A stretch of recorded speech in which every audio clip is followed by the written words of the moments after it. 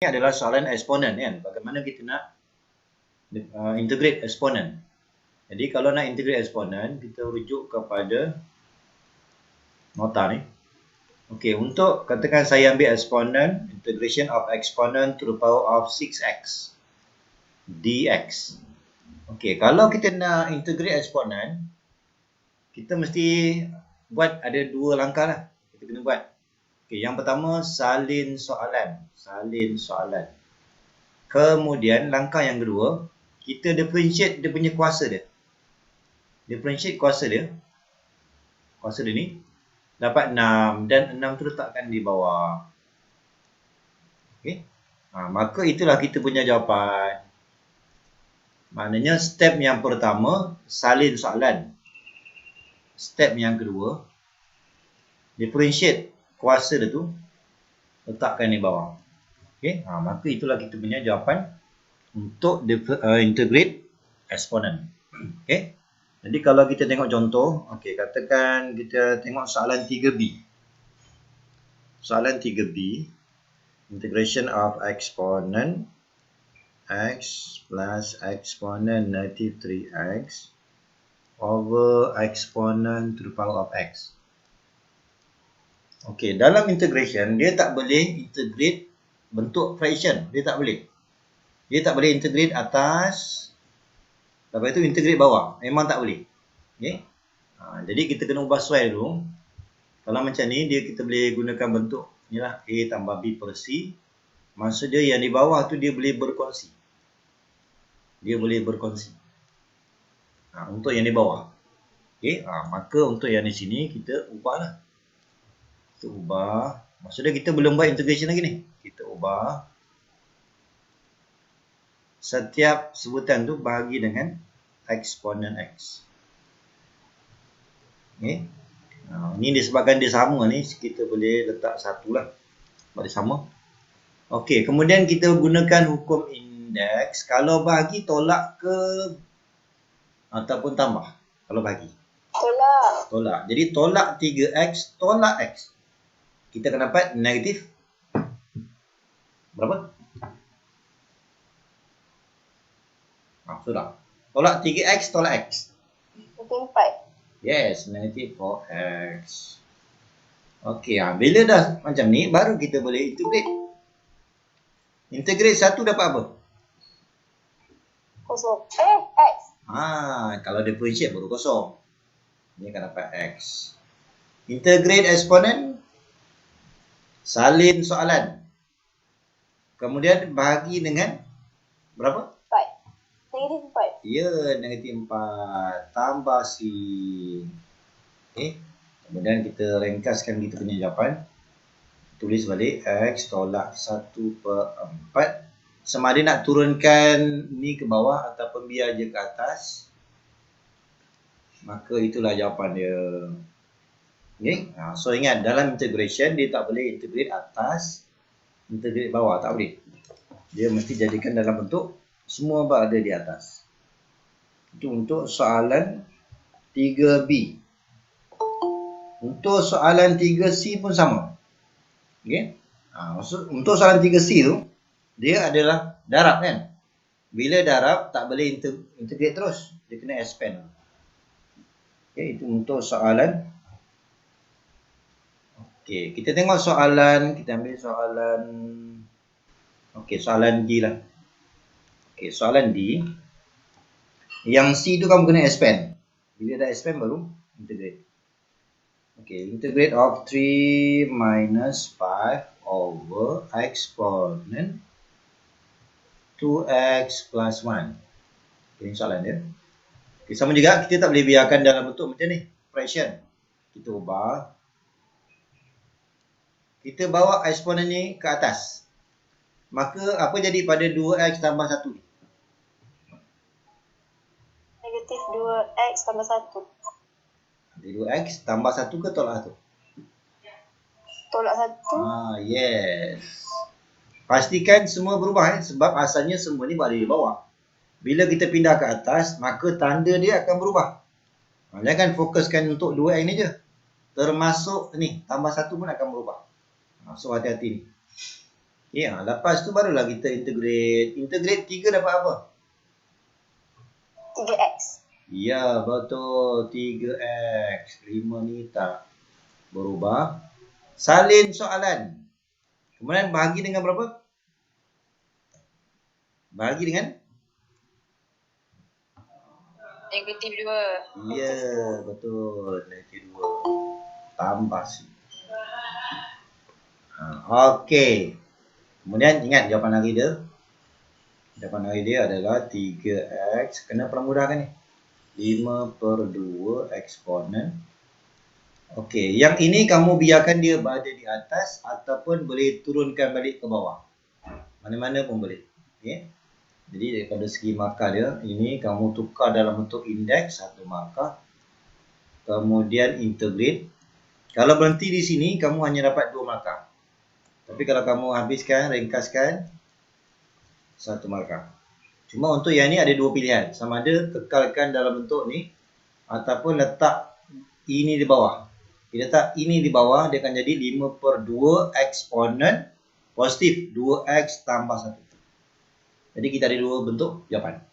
Okay. Paling kurang kita akan tulis macam ni. Okay. So ini 3 markah. Okay, boleh silakan. Okay, faham? Okay. Tadi nota saya macam ni. Okay, sekarang ni kita ada satu lagi nota. Untuk ini untuk indeks. Untuk indeks, okay. Kalau katakan base, tadi base dia adalah base E. Tapi sekarang ni kalau kita jumpa soalan katakan base 5 to the power of 6x. Macam ni. Maka kaedah dia hampir sama dengan eksponen. Apa yang kita buat, kita akan salin soalan, bahagi dengan differentiate kuasa. Dia sama macam eksponen, sama. Tetapi disebabkan base dia bukan E, maka kita perlu tambahan sikit untuk jawapan hari. Jawapan hari kena tambah sikit dengan ln base. Yang ni je tambahan dia. Yang lain-lain tu sama. Sama macam yang eksponen. Okay, so ingat. Kalau kita nampak indeks, kalau base dia E, maka kita akan buat 2 langkah je lah. Salin soalan per dengan differentiate kuasa. Tapi kalau base dia bukan E, macam nombor ni 5, kena tambah sikit ln 4. Okay. Ini untuk soalan, okay, katakan kita ambil soalan 3F. Ambil soalan 3F. 3F.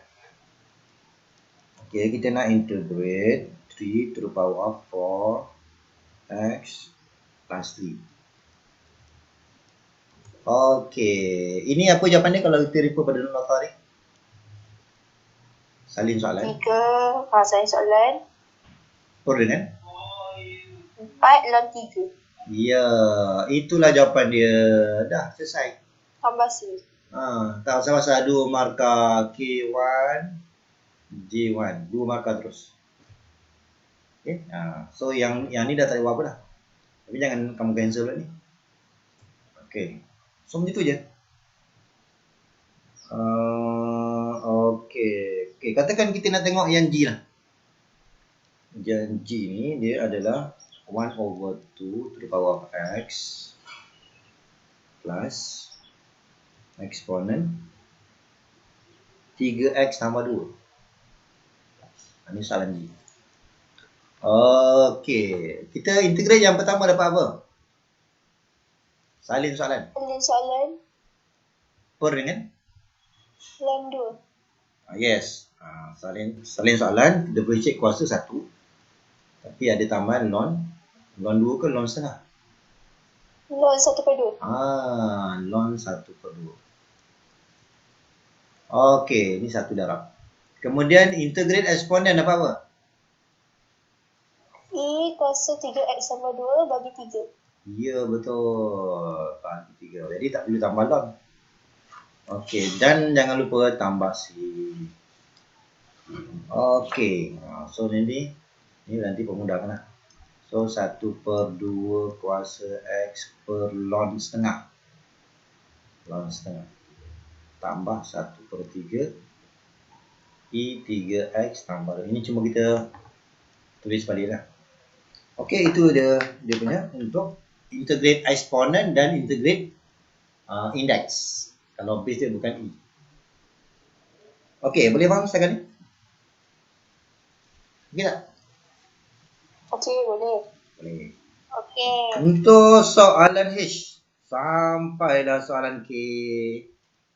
Okey, yang ini ingat dalam integration kita tak boleh integrate bentuk fraction, tak boleh. Jadi kita perlukan satu lagi nota ni.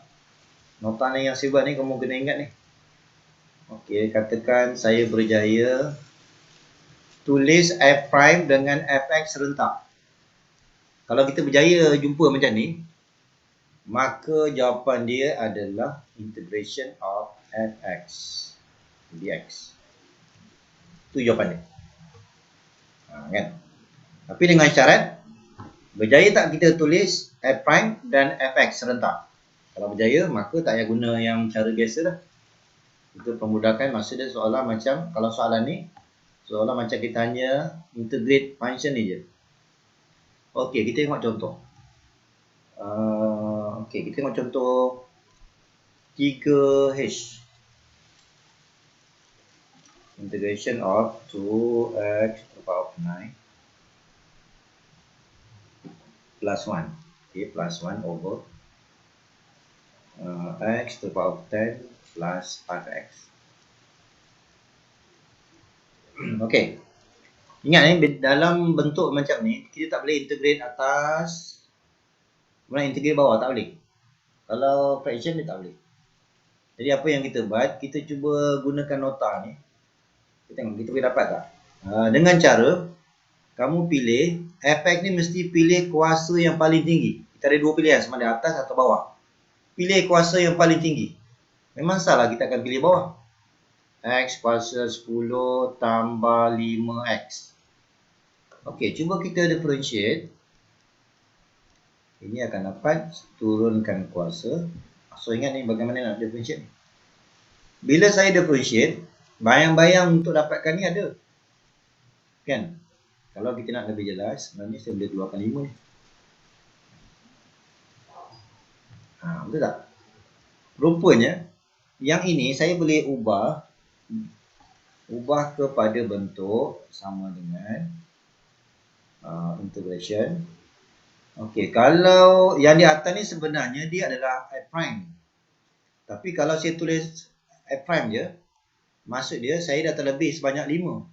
Soalan nak 2 je. Kan? Maka saya kena letak atau 5. Boleh tak? Sebab kalau saya tulis f prime, maka nilai dia adalah 10. Kan? 10. Tapi dalam soalan dia bukan 10. Dia adalah 2. Maka kalau saya nak ambil juga 10 ni, kalau nak kekalkan bentuk soalan, saya kena bagi 5 lah. Kalau saya bagi 5, kan dapat 2. So, bagi 5. Per dengan yang di bawah ni kita dah ambil fx. Maka kita berjaya tunjukkan, maknanya bentuk ni gabungan f prime dengan f ni ada. Bila ada, maksud dia kita boleh abaikan f prime ni. Maksudnya saya boleh tulis jawapan dia adalah 1/5 integration of 1/fx. Betul tak? Lebih kurang. Kalau kita bayangkan yang ini adalah 1/x. Kalau kita integrate apa? Kalau 1/x, kita akan dapat apa? X. Kalau 1/x kuasa 1, kita dapat apa? So, I. Ln X eh? Dapatlah ln fx. Kita nak bentuk je, bentuk. Dan tambah C. Tapi jangan biarkan jawapan dia punya tu. Jawapan dia 1/5 ln fx kita tadi adalah ni, x kuasa 10 tadi. X kuasa 10. So, ln x kuasa 10 tambah 5x. tambah C. Okey. Jadi kita tengok balik, kalau soalan tu bentuk fraction, tak boleh integrate atas, tak boleh integrate bawah. Jadi kalau jumpa yang macam ni, cuba kita tengok. Kalau saya pilih fx ni sebagai kuasa yang paling tinggi, bila saya differentiate, kita boleh tulis dalam bentuk gabungan ni. Tapi dengan ada 1/5 lah. Tapi yang penting sekarang ni ada gabungan ni. Kalau ada gabungan ni, maksudnya f prime kita boleh abaikan. Maka hasil daripada integration tu, kita boleh buat seolah macam kita integrate hanya 1/fx. Jadi kita integrate ni. Integrate ni dapat ln. Tetapi jawapan akhir dia patah lah balik. Bukannya ln fx ni. Ln dalam dia adalah x kuasa 10 tambah 5. Okey, boleh ke ni? Dah pening? Boleh. Okey tak? Okey, tengok contoh lain lah. Tak berhati, okey. Okey, tengok. Satu lagi contoh. Kalau kita ambil soalan I ni, integration of 6x, eksponen, yang tu x kuasa 2 kan? Okey, sama juga ni. Kalau kita nak integrate, kita ada 6x, 1. Darab pula dengan eksponen. Kita tak boleh integrate 6x, habis tu integrate eksponen, tak boleh. Okay? Sebab dia darab. Kecuali kalau tambah. Kalau tambah ataupun tolak, baru boleh integrate. Kalau dia ada gabungan darab ataupun bahagi, tak boleh. Kalau macam tadi, bahagi. Bahagi tak boleh. Kalau darab pun tak boleh juga. Jadi, apa yang kita buat, kita cuba gunakan kaedah nota tadi. Kalau saya pilih kuasa yang paling tinggi, ni. Maksudnya, kalau saya pilih x kuasa 2, maka bila saya differentiate, dia boleh dapat jiran sebelah ni. Kan, bentuk dia. Okey. Jadi, saya boleh tulis integration of, kalau saya gunakan sepenuhnya f prime, ini baru 2. Tapi soalan nak 6. Maka kita perlu darab berapa? Supaya dapat 6 juga. Dah berapa? 3. Sebab nilai f prime ni 2. Soalan nak 6. So dah 3 lah. Okey, selesai tu. Okey. Kemudian yang E ni pula, saya boleh tulis kuasa fx. Okey, maknanya sekarang kita boleh tulis f prime dan fx ni serentak. Okey, bila kita berjaya tulis macam tu, maksud dia, bila kita nak integrate, seolah-olah macam kita integrate hanya yang ni je. F prime tu dah hilang. Dia dah hilang. Okey. Kemudian, ini kita bayangkan macam E kuasa X ni. Kalau kita integrate E kuasa X, dapat apa? Mestilah kita dapat E kuasa X per 1 kan? Betul tak? Betul. Siap dia tu. Tapi jawapan dia adalah 3. Gantikan balik Fx. Fx tadi X kuasa 2. So inilah jawapan dia. Kuasa 2 tambah C. Selesai. Okey. Kita akan guna kaedah ni kalau kita berjaya tulis f prime dan fx serentak. Kalau tak berjaya, tak boleh buat cara ni. Okey tak? Sir, boleh tak ulang balik daripada awal yang soalan I?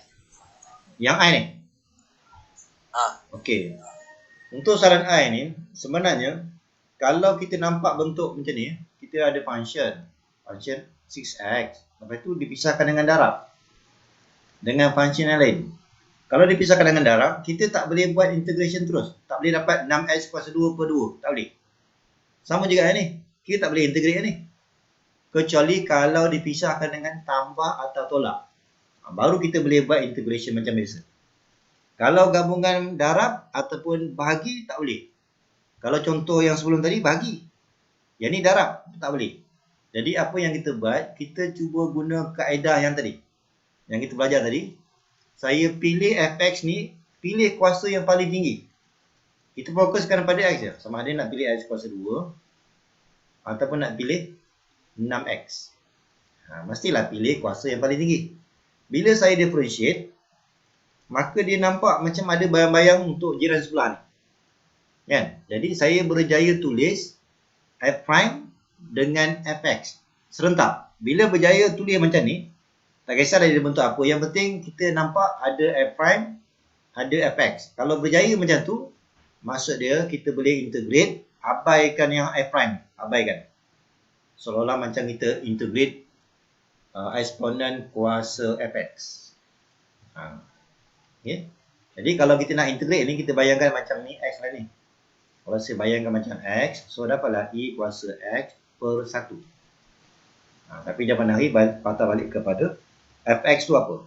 X kuasa 2. Boleh tak? Boleh.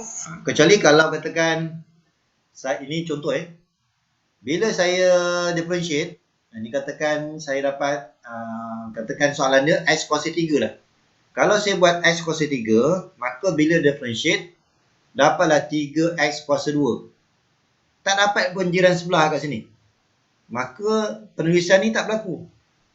Bila tak berlaku macam tu, maksud dia kaedah yang tadi yang kita belajar tadi tak boleh guna lah. Okay. Dia syarat dia, bila kita ambil kuasa yang paling tinggi, bila differentiate, dia mesti dapat jiran sebelah ni. Dia kalau berbeza nombor tak apa. Jangan berbeza dia punya x dia. Okay. So bila kita berjaya dapatkan macam tu, maka kita nampak, kita boleh tulis serentak F prime dan fx. Serentak. Tak kisahlah dia bentuk apa, yang penting dapat serentak ni. Maka kita akan abaikan F prime, terus seolah macam kita integrate eksponen fx. Tu je. Okey, tak apa. Kita tengok satu lagi contoh. Okey, katakan kita ambil contoh K dah. Tengok soalan K. Soalan K, integration of 4x cube, kemudian kita ada square root of x to the power 4 minus 3. Contohnya kan. Okay. Ini sebenarnya katakan kamu nak, kenapa kita tak boleh integrate terus? Okay, katakan saya nak integrate terus. So kita integrate ni. Integrate, lepas tu integrate yang ni pula. Dia tak boleh sebab dipisahkan dengan darab. Bila darab tak boleh. Darab ke bahagi memang tak boleh. Kecuali kalau tambah atau tolak. Baru boleh integrate terus. Jadi apa yang kita buat, kita cuba, kalau saya pilih fx ni kuasa yang paling tinggi, yang square root ni saya abaikan. Mestilah kita pilih kuasa 4 tolak 3. Cuba kita differentiate. Kalau kita bayangkan ini adalah fx, bila differentiate dapat tak bayang-bayang jiran sebelah? Dapat. Okey, dapat kan? Maknanya kaedah kita ni boleh guna lah. Okay, maksud dia saya boleh tulis bentuk dia, yang ini adalah f prime. Kemudian yang ini adalah square root of fx. Okey, kita bukan kisahkan square root ni. Kita berjaya tak tulis f prime ada, kemudian fx pun ada, serentak. Tak kisah dia ada square root ke, dia ada eksponen ke. Yang penting ada tak bentuk ni. Dia duduk sebelah-sebelah. Kalau ada, maka kita boleh gunalah kaedah ni. Okey, maka bila kita nak buat integration, yang f prime ni kita hilang itu je. Kita tinggalkan yang ni je. fx kuasa setengah. Okey, jadi kalau kita bayangkan ini adalah x kuasa setengah, apa jawapan dia? Dia akan jadi fx kuasa berapa? Kuasa berapa? Kalau saya integrate. Hello? 3/2? Yes, kuasa 3/2 bagi dengan 3/2. Maksud dia bentuk jawapan kita yang ni lah. Tapi jangan biarkan itu jawapannya. So, kita gantilah. fx kita ni adalah kuasa 4. So, x kuasa 4 tolak 3 kuasa 3/2. Ini letak 2/3. Maka itulah jawapan kita. Okey. Tengok jawapan, okey betul. Okey, faham tak ni? Faham. Jadi kalau kita berjaya tulis f prime dan fx ni serentak, maka bila kita nak integrate, kita abaikan yang f prime. Abaikan, maka fokuskan dia ni. So kalau kita nak integrate, janganlah kita beri integrate-nya, kita nak bentuk je. Ini bayangkan X kuasa setengah. Dapatlah X kuasa 3/2 per 3/2. Kan? Tapi jawapan akhir pastikan dalam bentuk fx tu dah ditukar. Function.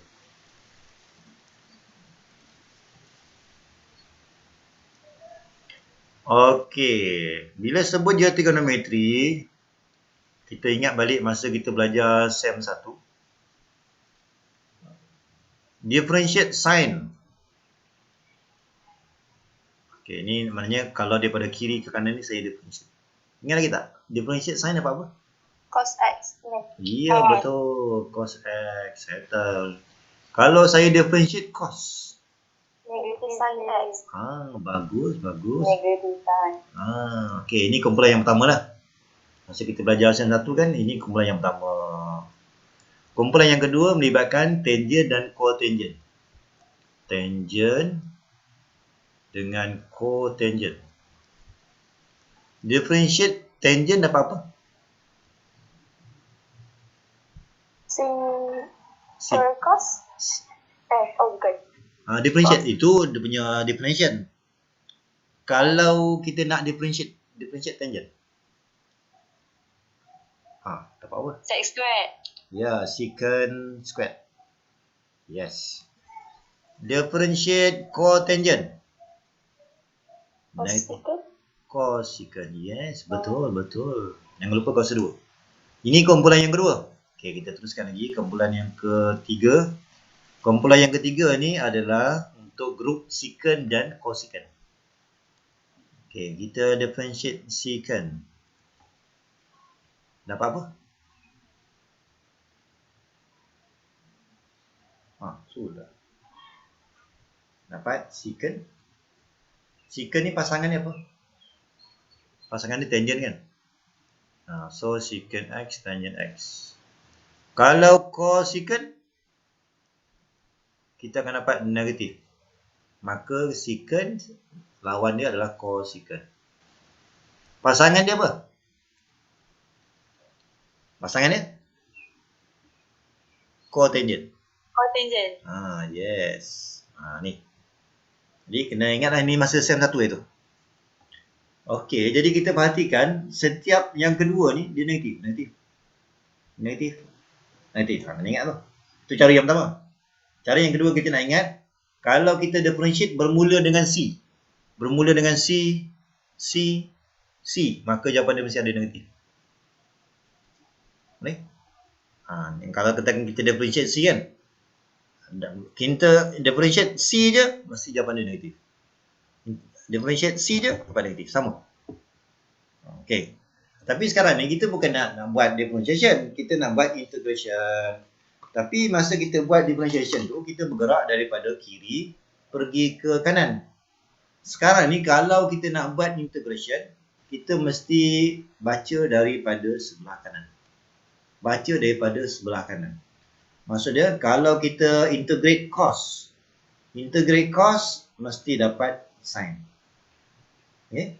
Kalau katakan saya nak integrate sin sin X. Okay? Kalau ikutkan macam ni tadi, integrate negatif sin dapat positif. Tapi kalau soalan kata integrate sin, maka jawapan dia apa? Negatif. Negatif cos. Dia terbalik lah macam tu. Tambah C. Okay? Jadi bila kita nak jawab soalan integration, kita gunakan peraturan baca sebelah kanan. Maksudnya table ni kita boleh guna, tapi baca sebelah kanan. Integrate cos dapat sin. Integrate secant squared dapat tangent. Integrate cosecant squared dapat negative cos. Integrate secant. Kalau integrate secant saja tak ada jawapan. Integrate secant bersama dengan tangent, baru dapat jawapan secant X. Sama juga, integrate cosecant tak ada jawapan.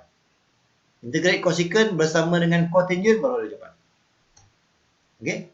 Kalau katakan integrate secant, syarat dia dah mesti cos 2. Baru ada jawapan. Kalau secant saja, tak ada jawapan. Sama juga, kalau saya nak integrate cos 2.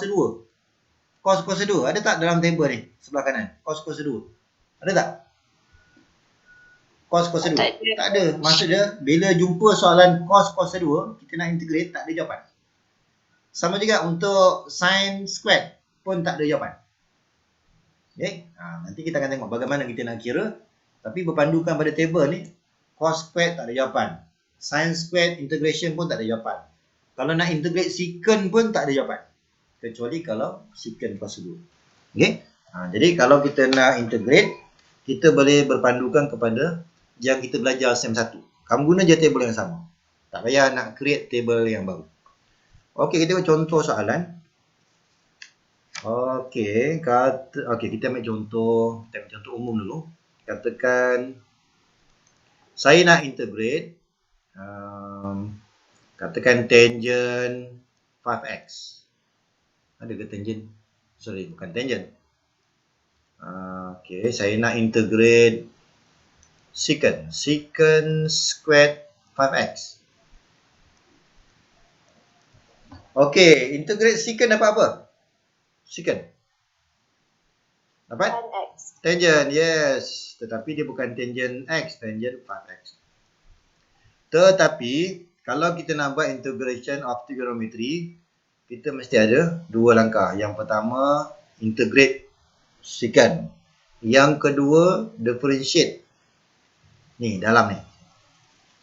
Okay? Jadi, kalau kita tengok sini, differentiate 5x dapat apa? 5 tu satu benda yang baru. Setiap benda baru untuk integration mesti letak di bawah. Maka itulah jawapan dia. Okey, boleh. Okay, katakan kita ambil lain lah. Find the integration of sin 6x. Okey, integrate sin dapat apa? Tengok balik integrate sin. X. Ya, integrate sin kita jangan baca sebelah kiri, baca sebelah kanan. Okey. Sepatutnya jawapan dia negatif ke positif? Negatif. Kena ada negatif cos 6x. Dan jangan lupa per berapa? 6. Ya, tu tambah si. Itulah kita punya jawapan. Okey. Okey, kita tengok contoh soalan. Dalam tutorial tu, kita tengok soalan nombor 4. Okey, katakan saya nak buat soalan 3B lah. Soalan 3B. Kita nak integrate 3 sin in bracket 4x over 3 respect to x. Okey. Kalau kita jumpa bermula dengan nombor, ingat nombor ni tak terlibat dalam integration. Tersalin je. Integrate sin dapat apa? Negative cos. Yes, jangan lupa kita ada negative cos 4x per 3. Dan kita kena bagi dengan berapa?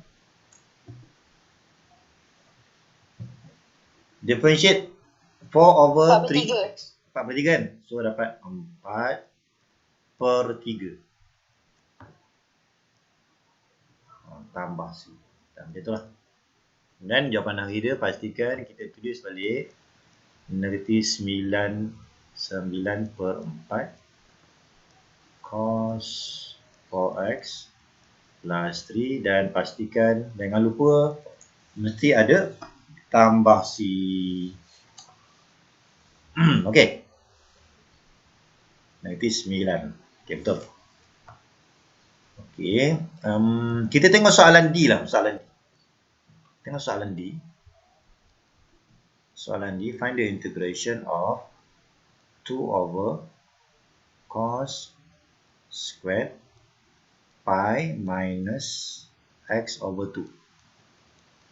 Okey, untuk soalan ni. Okey, ingat bila kita nak buat integration, dia tak boleh dalam bentuk fraction. Dalam bentuk fraction tak boleh. Jadi kita mesti ubah bentuk baru kita integrate. Okey, sekarang ni 1 per cos dia sebenarnya sama dengan apa? 1 per cos. 1. Sudah. 1 per cos dia akan dapat Cos negatif 1. betul? 1 per cos. Dia 1 per cos ni dapat secant ke cosecant? Bukan kita integrate. Maksud dia kalau kita jumpa 1 per cos. Secant ke cosecant? Secant. So ingat ya. Sebab secant ni kan dia 1 per cos. Jadi kita ini bukan saya integrate ni, saya ubah bentuk 1 per cos ni maksud dia secant squared. Dia sama. Okay. Sama bentuk. Kalau katakan 1 per sin squared, gunalah cosecant. Kan? Dia punya tarifan. Bila dah macam ni baru kita boleh integrate. Okey, sama juga kita nampak nombor ni kekal. Okey, integrate secant dapat apa? Secant squared. Cari secant squared. Tan X. Tengok balik table tadi, jawapan dia adalah tangent pi minus x over 2. Dan jangan berhenti di situ. Differentiate in bracket dapat berapa?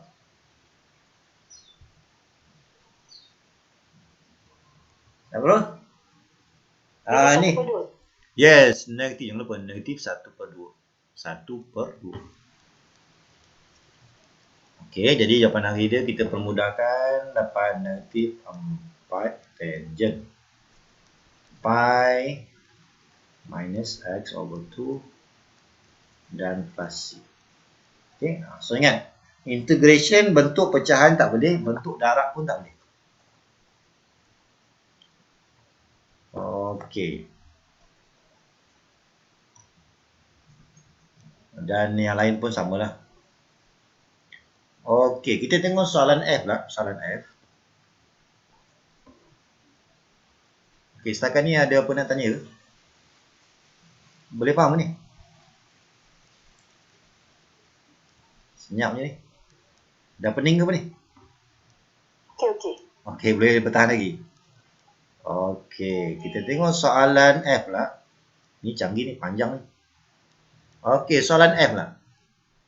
So ingat kita punya peraturan, kita ada 2 trigonometri tapi dipisahkan dengan darab. Kita boleh integrate tak? Boleh ke tak boleh?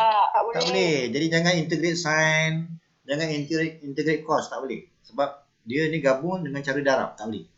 Sama juga untuk yang sebelah kanan ni. Kecuali kalau kita yang ni tak ada, sin 2x plus cos 2x. Kalau macam tu kita dah boleh integrate. Tapi kalau untuk kes macam ni tak boleh. Okay? So ingat darab tak boleh, bahagi pun tak boleh. Jadi kita kena ubah bentuk lah. Okay, untuk ubah bentuk ni, kita kena tengok balik identities of trigonometry. Ni kalau kamu ingat balik ni, cuba kamu tengok balik. Kalau sin A plus B, compound angle. Ni sepatutnya kita dapat berapa ni? Kalau ingat lagi lah. Ni dalam exam dia beri. Dalam mata kuliah pun ada ni. Sin A plus sin B. Sin A cos B lagi. Tambah. Cos A sin B. So you tengok balik. Dalam mata kuliah ada. Ataupun nota SEM 1 pun ada. Okay. Ini formula ni diberi lah. Okey, kita tengok bentuk dah sama ni. Sin 2x. Dia macam sin dan cos. Sin dan cos. Okey, maka yang ini adalah A dah ni. Ni adalah B. Kan? Kalau kita nak rujuk sini pun sama juga. Cos A. Maksud dia, A tu kat sini. A tu 2x. B itu adalah 4x. Betul tak? Okey, jadi saya boleh gunakan cara tu. Kita boleh ubah bentuk soalan tu. Kita boleh ubah. Okey. Kita boleh ubah, maka integration of, rupanya yang panjang-panjang ni saya boleh gunakan sin A plus B. Sin, tadi kita dah tengok A itu adalah 2x, B itu adalah 4x. Rupanya yang panjang-panjang tu kita boleh ringkaskan. Dia dah jadi integration of sin 6x. Kalau macam ni kita boleh integrate tak? Okey, integrate sin dapat apa? Negative cos. Ya. So jangan silap kita baca daripada sebelah kanan. Negative cos per berapa? 6. Maka itulah jawapan dia, nampak? Kan mudah tu. Kalau kita kekalkan bentuk soalan memang susah. Memang tak boleh buat.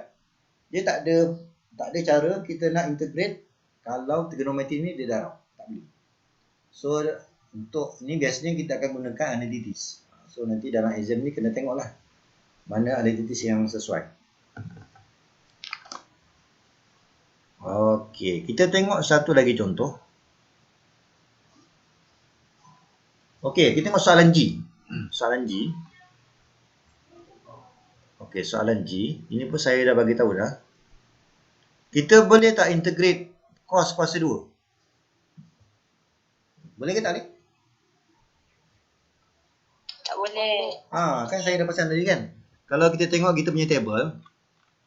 Ni, mana ada sebelah kanan cos kuasa 2, cos kuasa 2, cos kuasa 2. Tak ada. Bila tak ada, maksudnya tak boleh kita integrate. Memang tak boleh.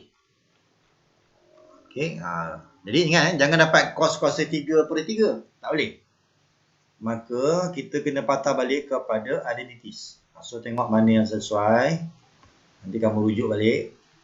Kalau saya gunakan cos double angle ni, saya akan dapat 2 cos squared x minus 1. So rujuk balik kepada formula ni, identities ni. Sebenarnya cos double angle ni dah ada 3 formula. Kalau kamu ingat lah, dia ada 3 formula. Dia ada 3 formula, ada satu lagi tu kalau guna sin.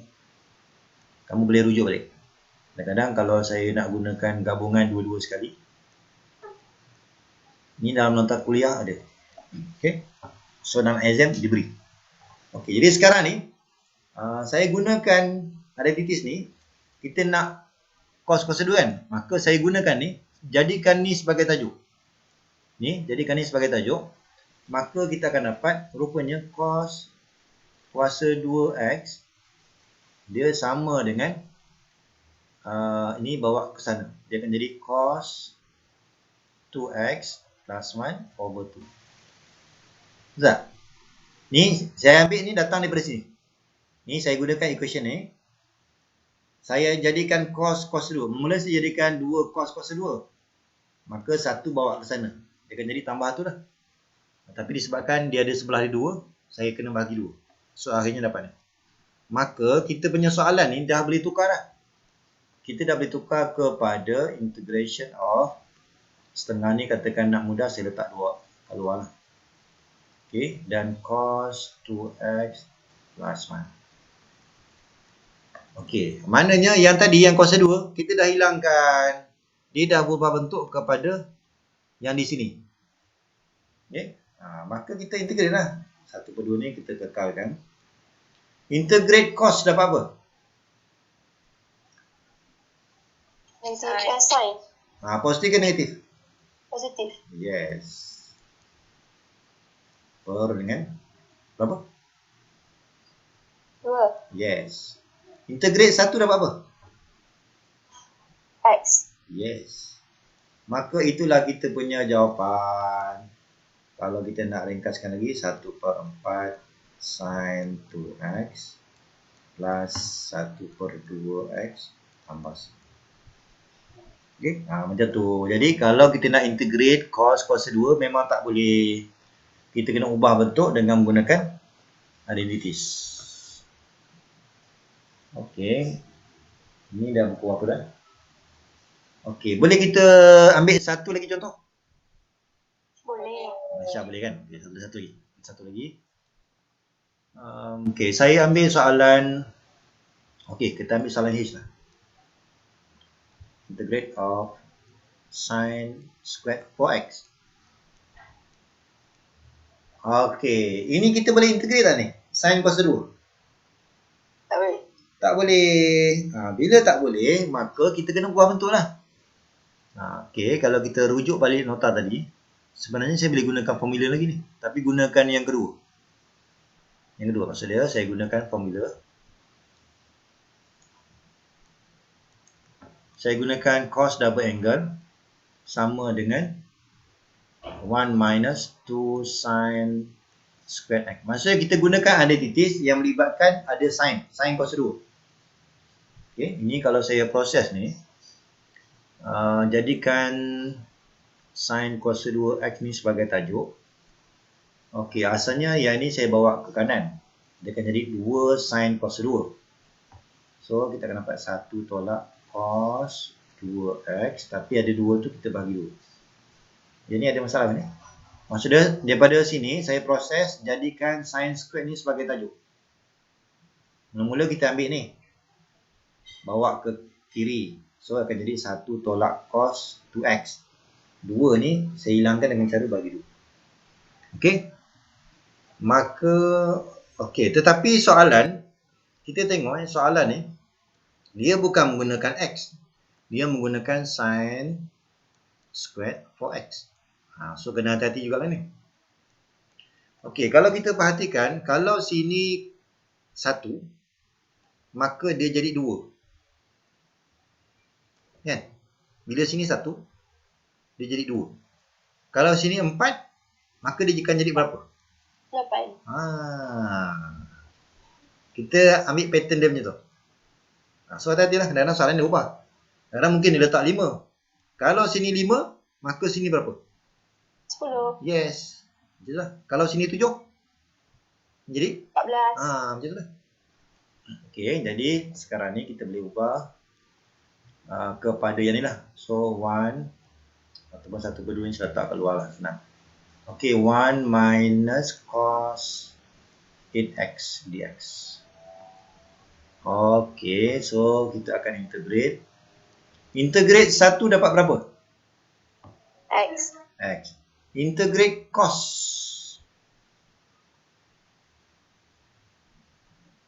Baca daripada sebelah kanan. Integrate cos dapat apa? Sin. Sin. Okey. Per 8. Okey, maka itulah kita punya jawapan. 1/2 X tolak 1 per berapa? 2 kali 8 16. Okey. Macam mana setakat ni? Jadi kalau kita jumpa integration sin cos 2 tak boleh. Kalau kita nak integrate cos 2 pun tak boleh. Jadi mesti kita ubah bentuk dengan menggunakan identities of trigonometry. Ya. Yeah. Kan yang negatif 1/16 tu kan antara 1 kan? Antara 1. Ya. Tadi kan negatif 1 kan? Ya. Yeah. Boleh ke kalau kita tulis nanti macam 1/2x tolak negatif sin 8x per 16 je? Negatif sin 8x, boleh. Maksud dia saya buat sin 8x over 16, boleh? Boleh. Dia sama je. Okey. Yang lain? Ada apa nak tanya? Okey, maknanya untuk 1/2 ni dia sampai sini je. Jadi kamu kena, bila kita nak buat integration, kamu hanya berpandukan kepada table SEM 1 je. Kita tak payah create table yang baru. Nanti kamu kena banyak ingat pula. Jadi sebenarnya tak payah ingat banyak, kamu fokuskan daripada table yang ni. Differentiate sin dapat cos. Differentiate cos dapat negative sin. Itulah sampai habis. Bila saya nak buat integration, jangan refer lagi sebelah kiri ni. Kita refer sebelah kanan. Okay? Jadi integrate cos dapat sin.